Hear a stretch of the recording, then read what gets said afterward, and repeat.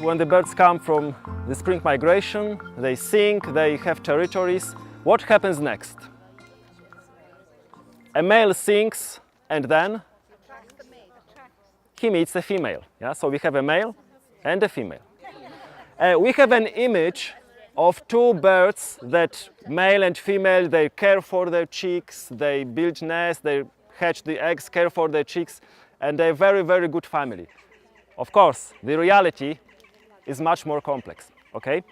Indeed, we have birds that pair for life. So male and female make a pair, and these pair bonds survive until one of the mates die.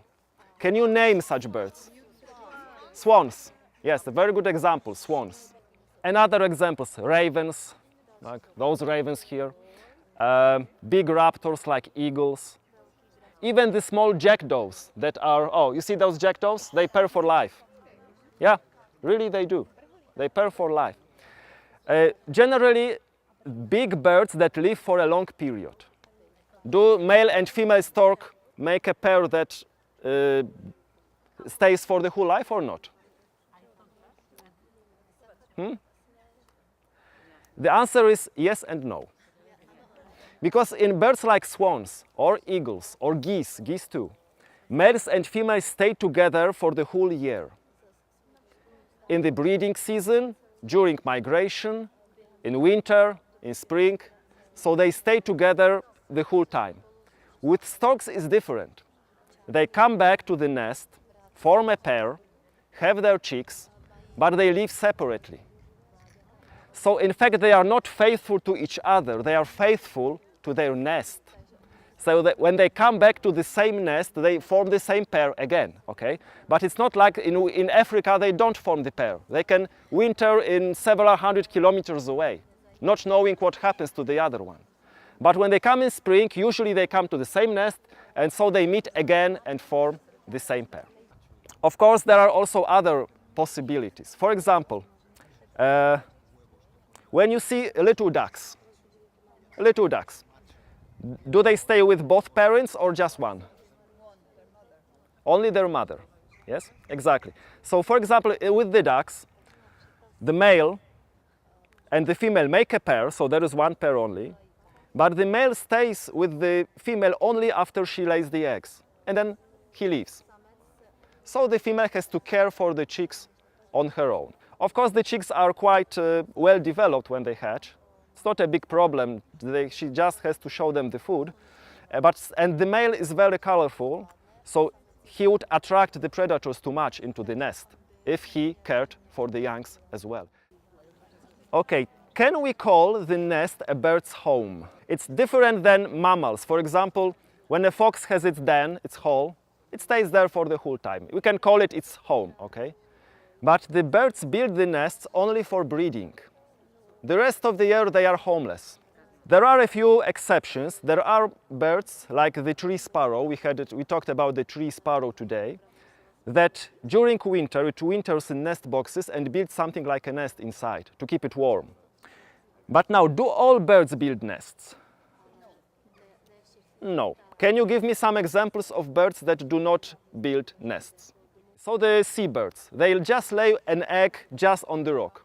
No feathers, no lining, no grass, nothing. Other examples? Like the kestrel, for example. They, generally falcons do not build their own nest, but rather they use the nest of other birds. For example, they may use the nest of crows or rooks. So they don't build their own, but just they use a nest which is not used, some old nests of other birds. Sticks. Yes, lots of birds use sticks. Do you know any birds that breed in the holes in the ground? In the burrows in the ground. Do you know any birds like that? Sand martins. That's a very good example.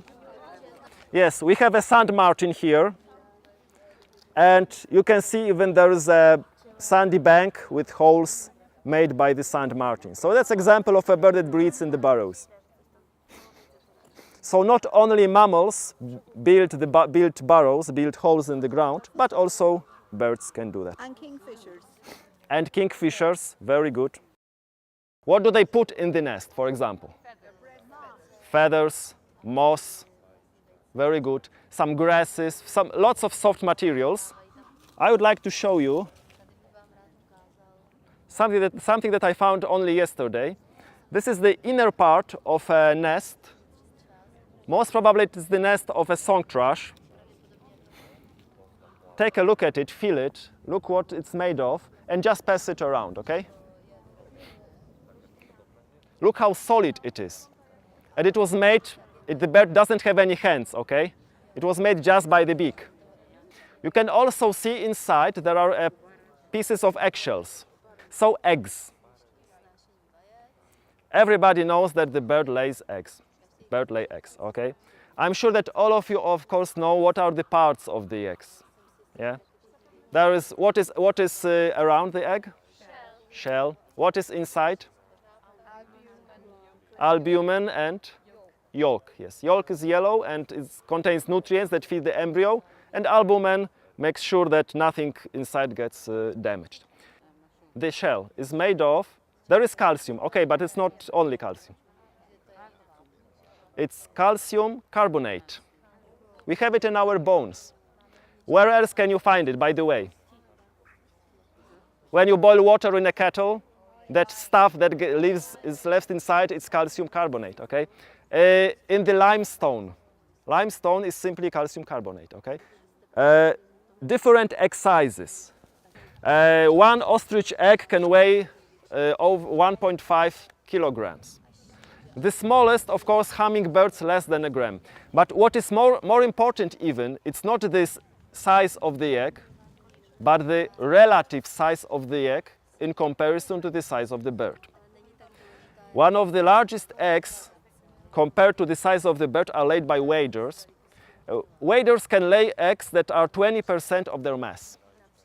So just imagine that a 50-kilogram woman delivers a child weighing 10 kilos, and she does it 4 times.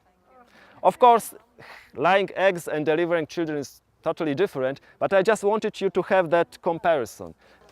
What else? We have eggs that are, let me find something. Blue eggs, for example, with spots. This is the song thrush, probably the owner of the nest that we have here. So usually the birds that build nests inside the tree hollows or burrows or any places where the eggs are not visible, they don't have to invest into the pigments and the eggshells are simply white. Examples of 4 types of bird nestlings. You can see here the typical gesture of the young birds with their beak wide open. Feed me. Can you give an example of a bird that has such a nestlings? The blue-tits, general passerines, all the singing birds. Blue-tits, starlings, blackbirds. It has to be fed by its parents, at least in the first stages of their life. Typical for storks and raptors. So their nestlings hatch with down already on, with eyes open, but still they have to be fed by the parents. They cannot feed on their own. The young leave the nest sooner than they are able to fly. We call such a bird a fledgling. Here is a fledgling of a chaffinch, and this is a fledgling of a kestrel. So this is in fact a strategy. Look, if a predator discovers a nest with the chicks, it can eat them all. But if the chicks leave the nest and hide somewhere around, then predator may kill 1, may kill 2, but rather not the whole brood. So this is a strategy to decrease the probability of being eaten. If you want to look for the nests, do it in winter. No leaves, you can see the nests of the birds.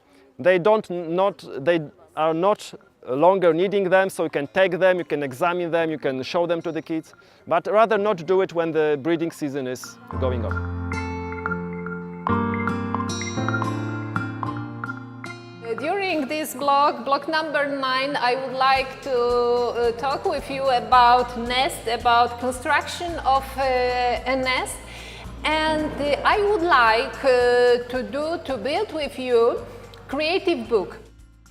It's a very interesting form, active form for children when they have to write or draw book with information about something. Yeah, it could be like a story about birds, about lives, birds' lives, or various situations. For example, first page, bird, draw, picture the bird or the name, because you remember about the age of children, yeah? So you can only draw, yeah? Another page, it is nest, picture of nest, material, place, on the tree, under the tree. Third page, for example, eggs in nest, shape, color, how many, yeah?